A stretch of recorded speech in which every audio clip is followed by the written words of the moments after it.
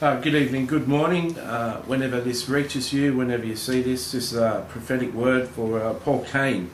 Paul, I've got your name off a Facebook teaching from Matt Sorger. It was called Prophetic Insights for 2010 by Matt Sorger, or Sorger. I'm not sure how to pronounce his name. So the Lord told me about a week ago that He wanted me to prophesy over a whole lot of major people in ministry, and I prophesied over Heidi Baker and a few other people. And Heidi wrote back and said she was very impressed with what I'd written, said on the YouTube video, and she was quite happy with it, and that encouraged me. And then I saw this Prophetic Insights for 2010 by Matt Sorger and saw this whole list that he listed you in his Facebook, tagged you in on his Facebook thing, so I knew that you were important people. I've heard of you before, Paul, but I don't know anything about you, so this is probably better for me. It's certainly a lot easier prophesying over people I don't know. And so I'll just launch into it. The first image that the Lord gave me about you was a ship like the Titanic. Sailing along, and there's about 5,000 people on the ship, or 10,000 people on the ship. I think those ships have 2,000 or 3,000 staff on them, so it's probably 5,000 or 10,000 people on the ship, and it's just like the Titanic. It's going to sink.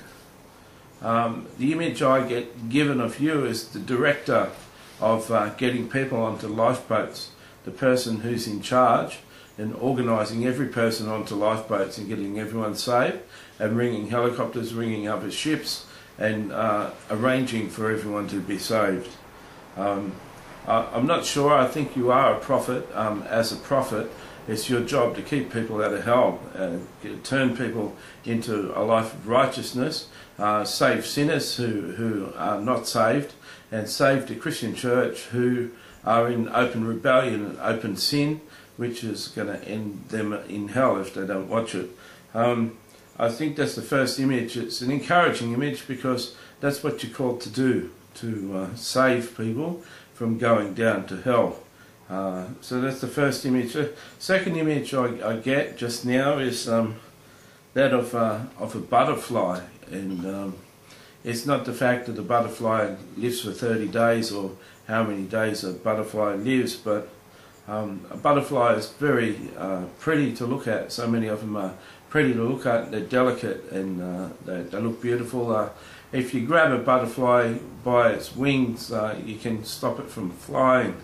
And what I get from that image is not only are you delicate, that you've got sensitive emotions, and you're fairly sensitive. You can be hurt fairly easy, and you've always got to walk in the Spirit because so many people are trying to hurt you and coming against you because you're powerful. But also you've got a lot of variety. There's many dimensions to who you are. There's many dimensions in your ministry and in your ministry styles and the way that you can present. The best way I could explain it is you're very much like Jesus, Paul.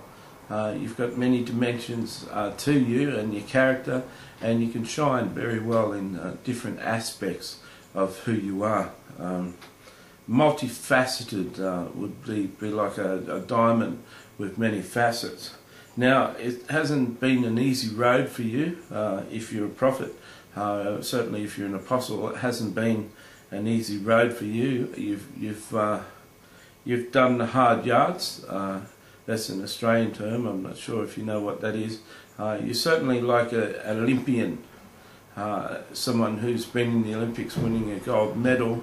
You've put hundreds and hundreds and hundreds and thousands of hours into practicing your craft and practicing your skill. Many have spoken out against you. You've had many speak out against you. You've had many people call you a false prophet and a false teacher. You teach some dynamic things, and people will quote some things what you say and quote some scriptures that you've used and say that you're a false teacher because that's totally against the Bible. And you know that you're right and you know that they're wrong, but like the butterfly, a bit of a bit of the wing comes off every time they brush that, and it takes time with you and the Lord to get that energy back each time they do damage. So this wouldn't be good fodder for your enemies to watch on YouTube, and I only put it up to YouTube so you can actually see it, and you can take it down if you write to me. But it's for your own benefit. I'll send you your own DVD if you request it. Most of these ones I've been doing that are on Matt Sorge's list, the Lord's been giving me words of wisdom for, and He's got a couple of words of wisdom for you. Firstly, He wants you to teach the leaders. He wants you to do leadership conferences, even for so much as a week. Someone else he had this idea for too.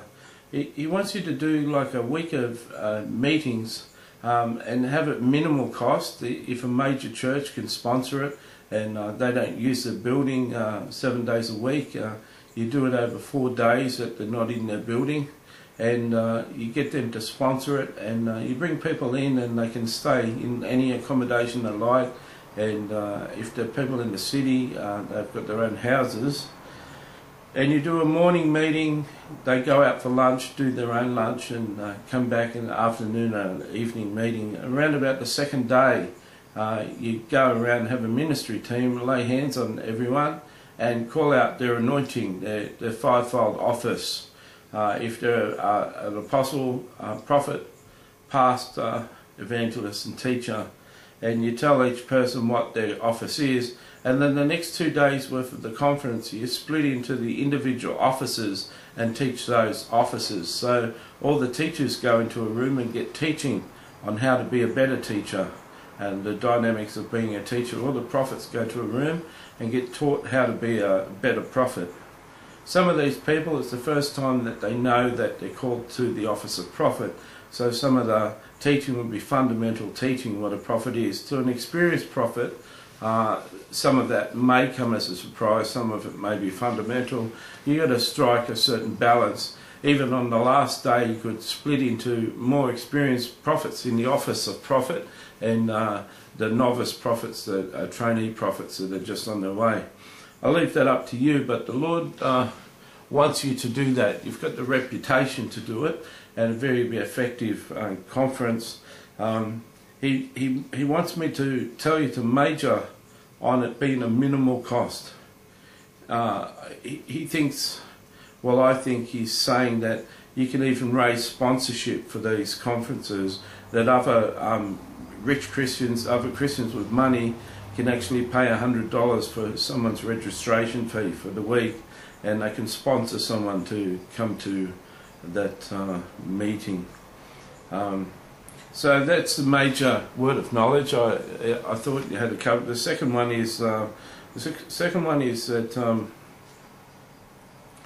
the Lord wants you to